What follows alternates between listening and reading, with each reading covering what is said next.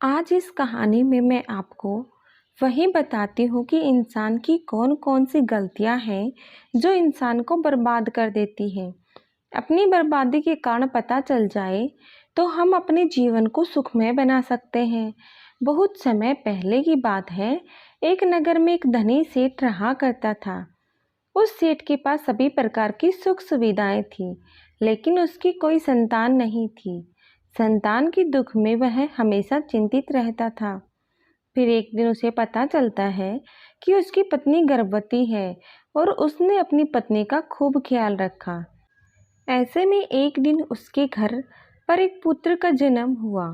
सेठ पुत्र के जन्म पर बहुत प्रसन्न था। उसने पूरे नगर में मिठाई बंटवाई और उसके लालन पालन में कोई कमी नहीं छोड़ी। देखते ही देखते उसका पुत्र बड़ा हो गया। फिर सेठ ने उसे पुत्र को गुरुकुल भेजने का निर्णय किया ताकि वो पढ़ लिख कर एक विद्वान बन सके। अभी उसके पुत्र की उम्र ज़्यादा नहीं हुई थी, लेकिन उसने छोटी सी उम्र में अपने बेटे को शिक्षा ग्रहण करने के लिए गुरुकुल भेज दिया था। गुरुकुल में वह बालक अच्छे से शिक्षा ग्रहण करता और अपने गुरु की सभी आज्ञाओं का पालन करता। ऐसे में वह बालक धीरे धीरे वहाँ का सबसे होनहार विद्यार्थी बन गया। गुरुकुल में उसे बालक ने सारे वेद पुराण और शास्त्रों का अध्ययन किया और बहुत बड़ा विद्वान बन गया, अर्जित कर लिया। लेकिन वो कहते हैं ना कि समय कब बदल जाए किसी को भी पता नहीं होता। ऐसे ही एक दिन किसी प्राकृतिक आपदा की वजह से उसके माता पिता की मृत्यु हो गई। और जब उसके माता पिता की मृत्यु हुई तब तक उसे बालक की शिक्षा पूर्ण नहीं हुई थी। और जब उसे बालक ने इस खबर को सुना तो उसके माता पिता अब इस दुनिया में नहीं रहे और उनका सब कुछ बर्बाद हो चुका है। तो उस बालक का इस सांसारिक मोह माया से मन उठ गया और उसके बाद उसे बालक ने निश्चय किया कि वह गुरुकुल से शिक्षा पूर्ण करने के बाद अपना संपूर्ण जीवन लोगों की भलाई में व्यतीत करेगा। फिर जब उस बालक की शिक्षा पूर्ण हो गई तो उसके बाद वह बालक सन्यासी बन गया और वह सांसारिक वस्तुओं से दूर हिमालय के जंगल में चला गया। जंगल में जाकर उसने वहाँ लंबे समय तक तपस्या की। तपस्या पूर्ण करने के बाद उसे सन्यासी ने लोगों को शिक्षा देने का काम कर दिया। समय के साथ साथ उसे सन्यासी की चर्चा चारों तरफ होने लगी और दूर दूर से लोग उसके पास शिक्षा ग्रहण करने आने लगे और बहुत से लोग उनके पास अपनी समस्याओं का समाधान खोजने भी आने लगे। सन्यासी सभी लोगों की समस्याएं बड़ी आसानी से सुलझा देता, जिस वजह से वह पूरे राज्य में मशहूर हो गया था।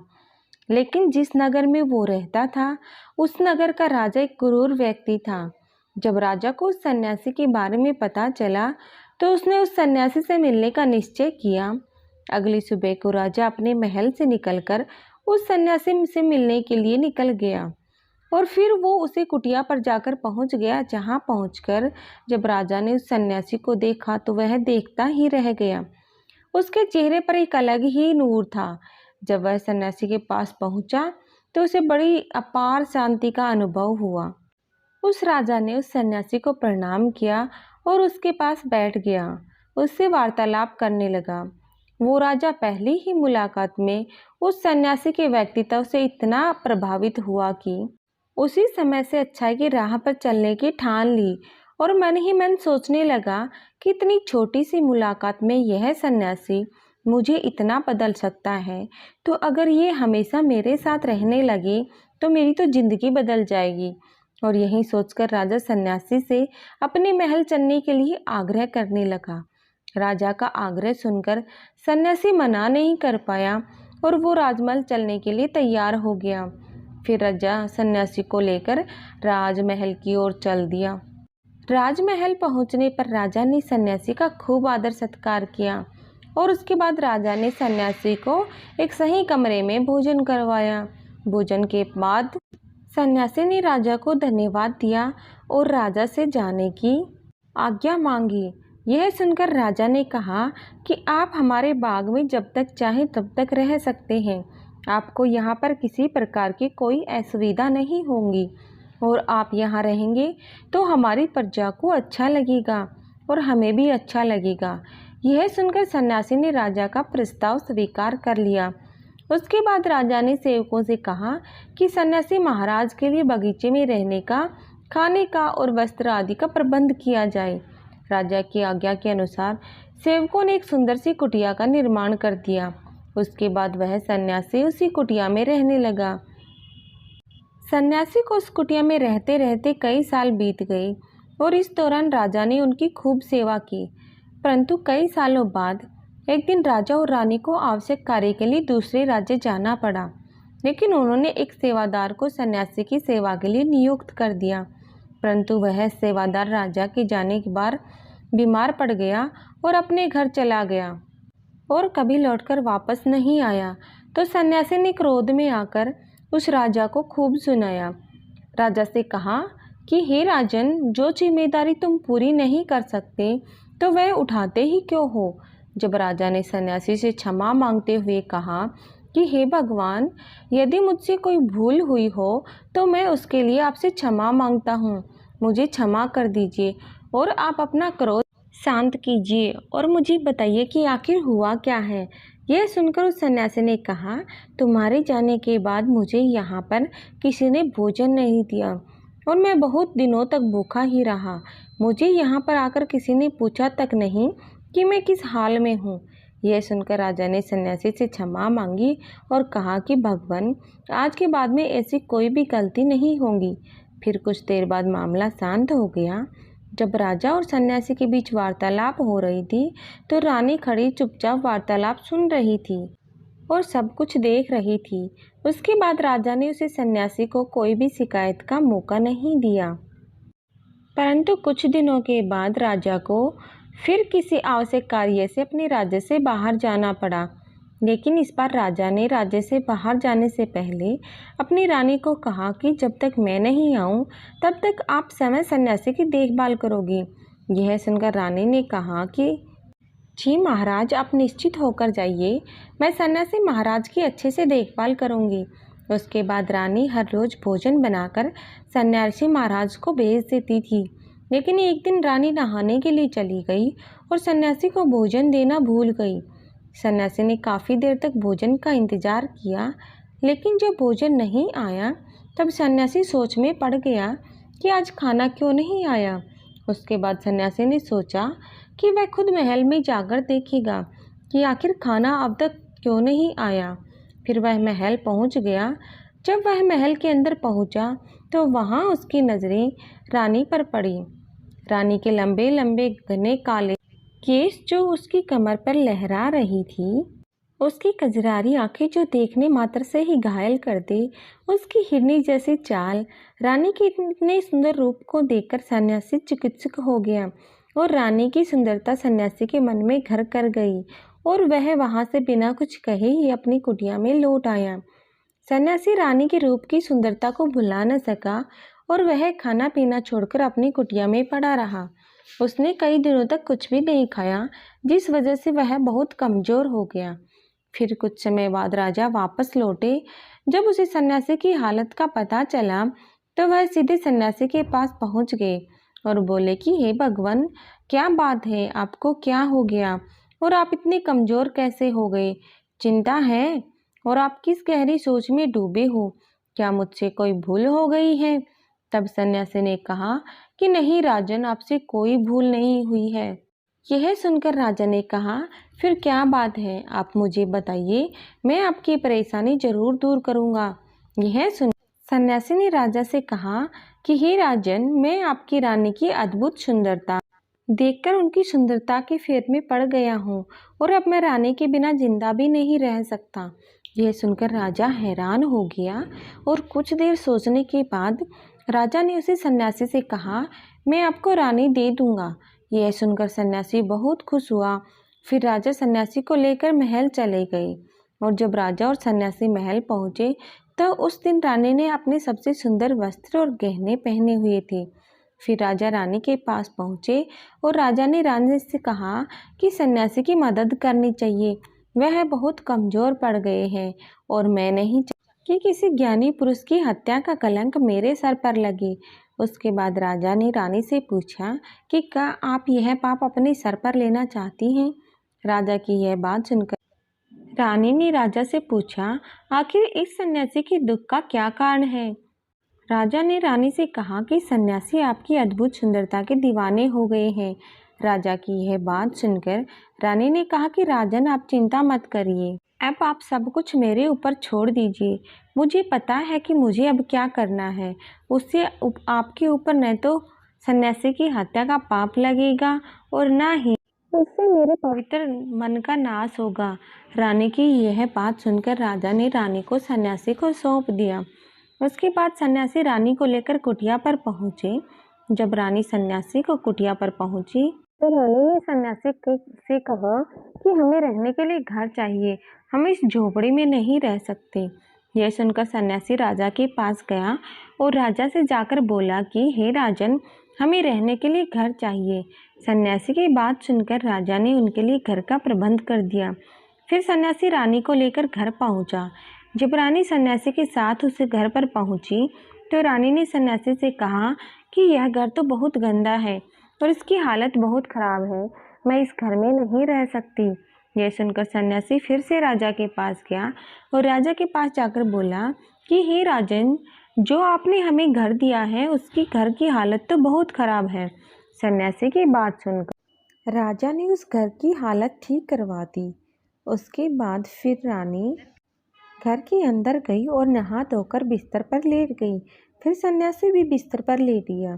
फिर उसके बाद रानी ने सन्यासी से कहा कि आपको पता है आप कौन हैं और आप क्या बन गए हैं। आप एक महान सन्यासी हैं जिसके लिए राजा सवा जरूरत की सारी वस्तुएं उपलब्ध कराते थे।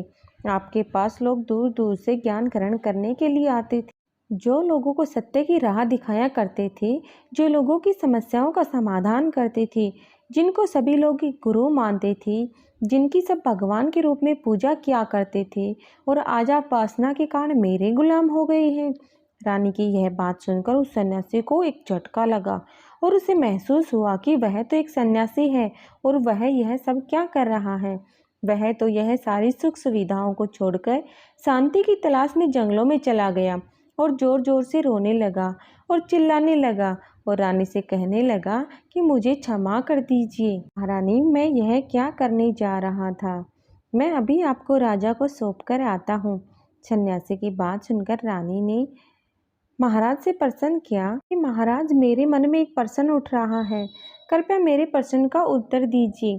रानी की बात सुनकर सन्यासी ने कहा कि पूछो, तुम्हारा क्या प्रश्न है। फिर रानी ने कहा कि जब आपको उस दिन भोजन नहीं मिला तो आप बहुत क्रोधित हो गए। तब मैंने आपके ये रूप पहली बार देखा था, तभी से मैं आपके व्यवहार में परिवर्तन महसूस कर रही हूँ। ऐसा क्यों हुआ महाराज? आखिर आपको इतना क्रोध क्यों आया? रानी की बात सुनकर सन्यासी ने रानी को समझाया कि जब मैं जंगल में था तो मुझे समय पर भोजन भी नहीं मिलता था, लेकिन जब मैं जय महल में आया तो महल में आने के बाद मुझे सारी सुख सुविधाएं मिली और फिर मैं इन सुख सुविधाओं के मोह में फंस गया और मुझे इसके प्रति लगाव उत्पन्न हो गया और फिर मुझे इसे पाने की लालसा उत्पन्न हो गई और जब मुझे यह नहीं मिला तो मेरे अंदर क्रोध उत्पन्न हो गया। फिर सन्यासी ने कहा कि महाराज, सच तो यह है कि अगर इच्छा पूरी नहीं हो तो क्रोध उत्पन्न होता है और अगर इच्छा पूरी हो जाए तो लालच उत्पन्न होता है। फिर सन्यासी ने रानी से कहा, यह इच्छा की पूर्ति ही मुझे वासना की द्वार तक लेकर आई और मैं आपके प्रति आकर्षित हो गया। इसके बाद वो सन्यासी रानी को लेकर राजा के पास गया और बोला, हे राजन, मुझे क्षमा कर दीजिए, मुझे अपनी गलती का एहसास हो गया। यह लो अपनी रानी, मुझे नहीं चाहिए। मैं अपनी इच्छा के वशीभूत होकर यह गलत कार्य करने जा रहा था और अपने जीवन को बर्बाद कर रहा था, लेकिन अब मुझे सब कुछ समझ आ गया है। उसके बाद उस सन्यासी ने कहा कि हे राजन, मनुष्य की बर्बादी का कारण उसकी 4 आदतें बनती हैं और दुनिया की हर एक व्यक्ति के अंदर यह 4 अवगुण होते हैं, लेकिन जो व्यक्ति इन पर नियंत्रण कर लेता है वह दुख और परेशानियों से बच जाता है। वहीं जो व्यक्ति इन चारों दोषों पर नियंत्रण नहीं कर पाता है वह बर्बाद होने के कगार पर पहुंच जाता है। यह सुनकर राजा ने कहा कि महाराज, आप मुझे वो 4 आदतें बताइए जिससे मनुष्य की बर्बादी हो जाती है। फिर सन्यासी ने राजा को मनुष्य को बर्बाद करने वाली आदतों के बारे में बताया कि राजन मनुष्य को बर्बाद करने वाली पहली आदत है इच्छा, क्योंकि इच्छा ही दुनिया की हर एक व्यक्ति के अंदर सबसे पहला अवगुण होता है। और जो व्यक्ति अपनी इच्छाओं को नियंत्रण में नहीं रख पाता है वह जीवन के किसी भी क्षेत्र में सफल नहीं हो पाता है, क्योंकि जैसे ही उसकी एक इच्छा पूरी होती है वह दूसरी इच्छा की ओर बढ़ने लगता है, और दूसरी इच्छा पूरी होती है तो तीसरी इच्छा उसके मन में जागृत हो जाती है, और फिर ऐसे करते करते इच्छाओं पर नियंत्रण न होने के कारण इसी जाल में पड़ा रहता है और दुखी रहता है। इसलिए राजन, जब हम इच्छाओं का नियंत्रण कर लेते हैं तो हम हमारे मन पर भी नियंत्रण कर लेते हैं, और जब हमारा मन हमारे बस में होता है तो हमें सुख की प्राप्ति होती है। फिर जो हम चाहते हैं वही हमारे साथ होता है। फिर सन्यासी कहता है कि हे राजन, मनुष्य को बर्बाद करने वाली दूसरी आदत है वासना। वासना का जन्म हमारे मन में उठने वाली इच्छाओं से होता है। जिस प्रकार इच्छा का कोई अंत नहीं होता और मनुष्य वासना के जाल में फंसता ही चला जाता है। वासना के वशीभूत होकर मनुष्य को कुछ भी नजर नहीं आता है। आज तक जितनी भी लड़ाइयाँ हुई है उनका सबसे बड़ा कारण स्त्री को पाने की इच्छा ही रही है। स्त्री के प्रेम में वशीभूत होकर राजा महाराजाओं ने आज से पहले बहुत सारे युद्ध किए हैं। रावण ने संसार का सबसे बुद्धिमान व्यक्ति था, लेकिन उसने भी माता की सुंदरता में आकर अपना सब कुछ बर्बाद कर लिया। उसकी मृत्यु का कारण एक स्त्री ही बनी। कहीं राजा महाराजा तो युद्ध में इसलिए हार गए क्योंकि वो लोग स्त्रियों से रासलीला रचाने में ही रह गए। ईश्वर ने तो स्त्री की उत्पत्ति संसार को बढ़ाने के लिए की है, लेकिन आजकल लोगों ने इसे अपनी वासना का शिकार बना लिया है, अपने मनोरंजन का साधन समझने लगे हैं। और जब उन्हें यह मनोरंजन नहीं मिलता तो वो पागल हो जाते हैं और ना जाने क्या क्या कर बैठते हैं। इसलिए हे राजन, जितना हो सके उतना वासना से दूर रहना चाहिए। फिर सन्यासी कहता है कि हे राजन, मनुष्य को बर्बाद करने वाली तीसरी आदत है क्रोध, क्योंकि जब मनुष्य की वासना की पूर्ति नहीं होती है तो उसके अंदर क्रोध उत्पन्न हो जाता है, और जब व्यक्ति को क्रोध आता है तो उसे उस पर नियंत्रण नहीं होता, और फिर वो क्रोध में आकर कहीं गलत निर्णय ले लेता है। वो दूसरों को भला बुरा कह देता है, गालियाँ निकाल देता है, और जब उसका क्रोध शांत होता है तो उसे एहसास हो जाता है, लेकिन तब तक तो सब कुछ बर्बाद हो चुका होता है। क्रोध के कारण मनुष्य के कहीं बने बनाए काम भी बिगड़ जाते हैं। जब मनुष्य के भीतर क्रोध उत्पन्न होता है तो वो अंदर से बहुत कमज़ोर हो जाता है, और एक कमज़ोर मनुष्य कुछ भी नहीं कर सकता है, उसे कभी भी सफलता हासिल नहीं हो सकती। क्रोध हमारे भीतर तनाव को उत्पन्न करता है, और अगर एक बार हम तनाव में चले गए तो हमारा पूरा जीवन बर्बाद हो जाता है। फिर सन्यासी कहता है कि हे राजा, मनुष्य को बर्बाद करने वाली चौथी आदत है लालच। हे राजन, लालच का फल सदैव बुरा होता है। लालच में पड़कर हम बहुत से लोगों का बुरा कर देते हैं। हर मनुष्य के जीवन में कभी न कभी ऐसे अवसर अवश्य आते हैं जब वह लालच कर बैठता है, और अधिक पाने की लालसा में वह कुछ ऐसा कर बैठता है जिससे जो उसके पास था वह उसे भी गंवा देता है। क्योंकि जैसे ही व्यक्ति की एक इच्छा पूरी होती है उसका लालच बढ़ जाता है और उसके मन में कहीं और जन्म लेने लगती है। जो व्यक्ति लालच करता है वह कामयाबी से कोसों दूर रहता है, क्योंकि एक ना एक दिन लालच का दुश्मन सामने आता ही है। अगर हम समय रहते ही लालच को त्याग दें और उसकी फेर में ना पड़े तो हम एक सफल व्यक्ति अवश्य बन सकते हैं। फिर अंत में सन्यासी राजा से कहता कि हे राजन, अगर मनुष्य चारों आदतों को छोड़ देता है तो उसे जीवन में सफल होने से कोई नहीं रोक सकता। जो इन आदतों को नहीं छोड़ता है उसे जीवन में बर्बाद होने से कोई रोक नहीं सकता। मैं एक सन्यासी होकर इसकी फेर में पड़ गया तो सामान्य मनुष्य तो इससे बच नहीं सकता। इसलिए हे राजन, मनुष्य को इन आदतों से हमेशा बचना चाहिए। दोस्तों, कहानी अच्छी लगी तो कमेंट करना ना भूलें। वीडियो को लाइक एंड शेयर करें। चैनल को प्लीज़ सब्सक्राइब करें। धन्यवाद।